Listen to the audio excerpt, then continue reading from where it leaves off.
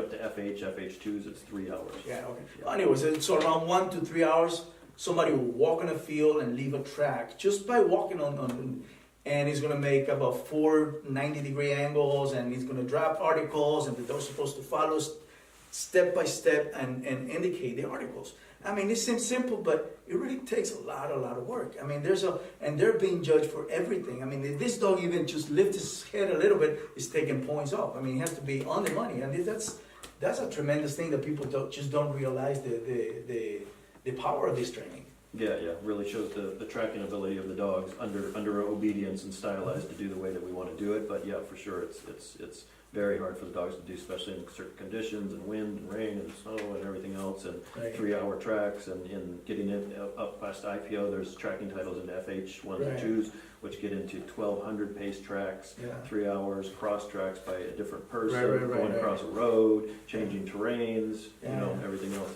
It's really amazing. Yeah, we've done it. I've done it a few times, and I really, Yeah. really enjoyed it. Yeah, it's a lot of fun. How about the protection? I mean, these dogs are solid hard. They can hit and bite tremendously hard. What are the best things? What are the best requirements to have a good protection dog in Schutzhund? Like I was saying, for Schutzhund or IPO, it's kind of changed into a stylized sport. So for the sport dogs, there's certain characteristics and temperaments and things that we definitely want to see in the dog. But there's also police dogs and stuff that still come into the sport, right? Mm-hmm. And the test for the German Shepherd in particular, we need to see aggression, prey drive, different drives in the dog that need to be there for those types of dogs. So it's very important to see a lot of these things in balanced temperaments. Mm-hmm. For the sport dogs these days, high prey drive, good solid nerve, temperament, all this stuff is good. Not necessarily do they have to show high level of aggression, really. A lot of the Malinois and dogs these days can do it, make the sport and do fine in the sport without showing high aggression. As judges, we're supposed to point those dogs and take them out of the certain categories if they don't show true aggression, but we like to really see that the dogs can switch on and off and change into these different drives, make prey drive, make aggression drive, make different drives, and be controlled in this, have secondary obedience and be able to heel and out and do all these other things under while they're doing this bike work. But yeah, it's a lot of fun. Okay. And how about a lot of people don't know that there's a lot of police dogs. They have Schutzhund Foundation, and they're brought from Europe to here. Yeah. So do they have to pass a test or something when they come to the police departments, or how does that work? Not necessarily, but a lot of especially back when, a lot of times they were wanting, because of the breed test and stuff, wanting Schutzhund titles first on the dogs, before they go into these other programs for police work and stuff like that.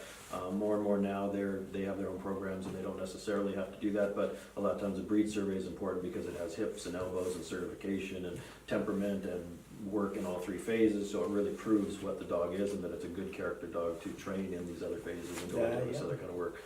There's many different types in the personalities in these dogs and different drives and different breeds. And some have great character for aggression and for hunt work and for detection and for all these other things. So they really excel at that. You know what I mean? There's other ones that have super prey drive and would make great agility dogs and all that, but make great sport dogs too. And a lot of them are just really good balanced dogs that make great family dogs. They're great pets, personal protection dogs or family dogs. That will protect and also can play the sport and have a lot of fun with it. So there's a lot of different dogs that come through the sport. And I also know that you sell quite a few of these dogs to people that want protection dogs, protection for their families, and so on. Do these dogs make good protection dogs? Yes, super. And depending again on the character of this, at my school, West Coast Canine Academy, we sell quite a few of these. Depending on the type of application, we have hard working dogs that are serious protection dogs for somebody that needs a real serious protection dog and has real issues where they need that, and then we have other dogs that will do protection work, but a lot of times they're more of the conformation dogs, so they do the work, but they're very very well balanced. They're really sweet in the house. They're real calm temperament. They're great with kids and with everything like that. Yeah, so there are different levels. You know, high intensity protection dog. There's like in the middle, and there's like lower. You know, sometimes you have an old lady that wants a German Shepherd to protect her, and she really cannot be handling this big, this big tough dogs. But so that's there's liability involved too. If you have a dog that's really, you know, biting out of aggression and really protecting and stuff like that, that's going to do guard dog work or personal protection type work. There's some liability there too. You know what I mean? So you need to, you know, like any type of protection, you know, application, right? You're gonna have to be responsible and know what you're doing with a dog like that. Exactly. Yeah, for sure. Yeah, for sure. Okay. So tell me about the West Coast Canine Academy. What do you guys do with it? At my school, well, basically we have a couple Schutzhund clubs, like I talked about. So we have a regular training facility, training regimen for club members that do that on an annual basis, that are training their dogs for sport and for other things. We do some personal protection dogs. I do some dogs for police canine, and we do family dogs and stuff too. So we do all the above.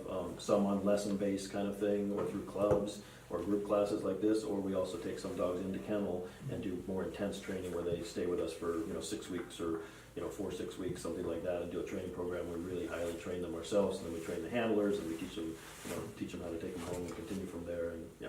Right. So, like, if somebody's out of town, because I know they show a lot of people are going to watch if something, down in Ohio and the East Coast, and they want to send their dogs to you for training. How do you work that out?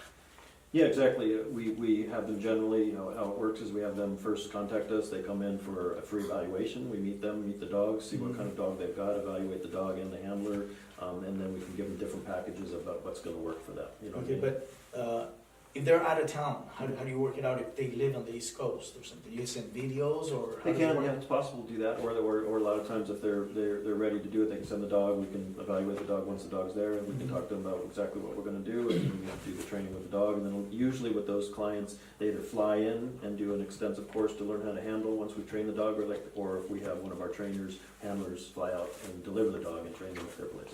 That's awesome. That's really, really cool. Yeah, I haven't been to your place in a long time, but I mean, it's an awesome facility. I mean, out in the Fontana area, you have a big, That's where we all started. That's where we all started, yeah. It was Leo's club back then. Leo Mueller's club. He used to own that place, and then he bought it, and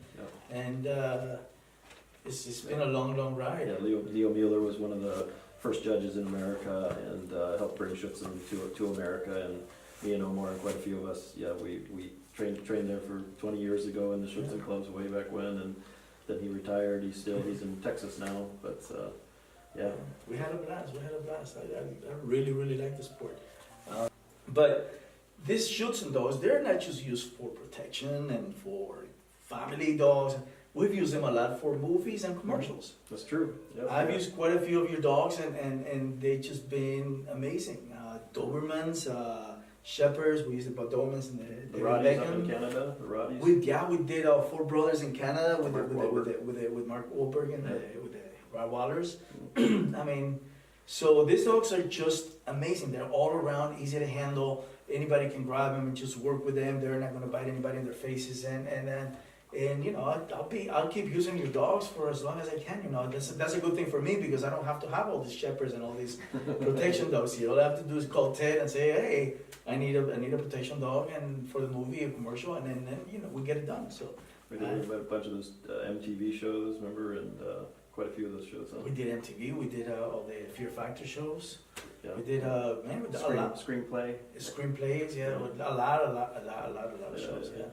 It was awesome. He's been doing an awful lot, huh? Jumpy, yeah, he's been doing a lot of work. He has so many credits on him. Nice bed he's got there. Yeah, that's actually a silly bed, believe it or not. It's just like my bed, and it's an amazing bed. He really likes real it. silly, huh? No, and I mean he loves his bed. I mean, I used to change beds like every couple months. Yeah, they get chewed up, they get all ugly, and first of all, he didn't like the beds because he likes to come and sleep on top of me, and then he goes down to the floor, and I will have new beds for him, and he never slept on it. And since I got this one, it's like he goes to his bed and he just loves it. I've had this bed for over 3 years. I've had it for over 3 years. All I have to do is take the covers off and wash them, and it stays like new. This is an awesome bed. It's a silly bed, and Jumpy loves it, and all of my dogs love it. If you like to get one, here's the information on the screen. And don't forget to add the Jumpy20 code. That will give you 20% off in the purchase of your bed. I mean, does it get any better than this? I don't think so. Good one. They're awesome beds. From Sealy. Hey. It's a Sealy, yeah.